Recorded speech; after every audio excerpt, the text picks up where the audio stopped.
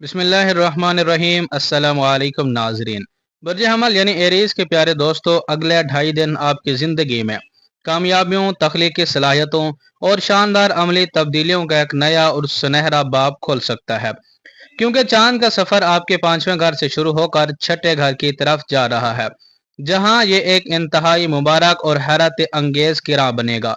तो यह 2.5 दिन आपको कहाँ बड़ी खुशखबरियां देंगे और कहाँ आपको थोड़ा संभर कर चलना है, आइए तफसील से जानते हैं।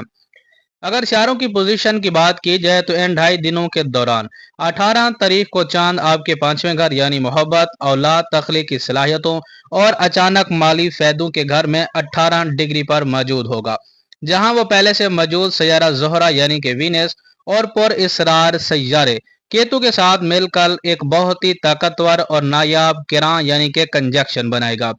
इसके बाद चांद आगे बढ़ते हुए आपके छठे घर यानी रोजमर्रा के कामों, मुलाजमत के घर, बीमारियों, कर्ज और दुश्मनों के घर के अंदर दाखिल होगा। 5वें घर में चांद और वीनस का मिलाप आपकी मकबूलियत और पुरकशिश शख्सियत को चार चांद लगाएगा, जहां आपकी तख्लीकी और जहनी सलाहियतें आरूज पर होंगी।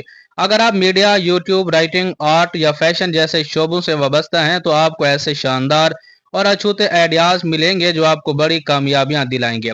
5वां घर लक्ष्मी अस्थान यानी कि पैसे का भी माना जाता है, इसलिए वीनस की बरकत से आपको किसी पुराने अटके हुए काम, इन्वेस्टमेंट या कारोबार से अचानक बड़ा और गैर मतवक्का माली फायदा हासिल हो सकता है।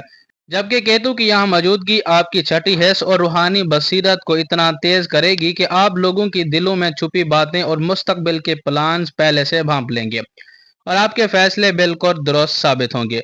जैसे ही चांद अपने सफर के दूसरे हिस्से यानी आपके छठे घर में दाखिल होगा तो आपके अंदर एक जबरदस्त अमली तवानाई पैदा होगी, जिससे आप अपने पेंडिंग पड़े हुए अधूरे कामों को बड़ी तेजी और महारत से निपटाना शुरू करेंगे और आप अपने मुखालफिन और हासदीन पर एक खामोश और शानदार बरतरी हासिल कर पाएंगे।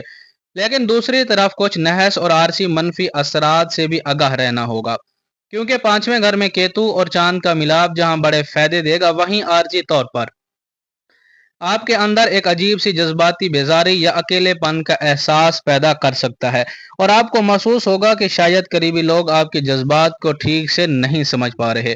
जबकि मोहब्बत और करीबी रिश्तों में किसी पुरानी बात के सामने आने से आर्जी तौर पर थोड़ा जहनी दबाव या गलत फहमी पैदा हो सकती है।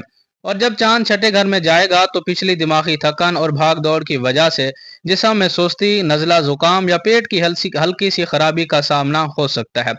अब बात करते हैं इन दिनों में आपको क्या करना है और क्या नहीं करना है। तो याद रखें कि जो भी शानदार और मुनफरिद ख्यालात आपके जहन में आए उन्हें फौरन नोट कर लें और इस तामीरी वक्त से भरपूर फायदा उठाएं।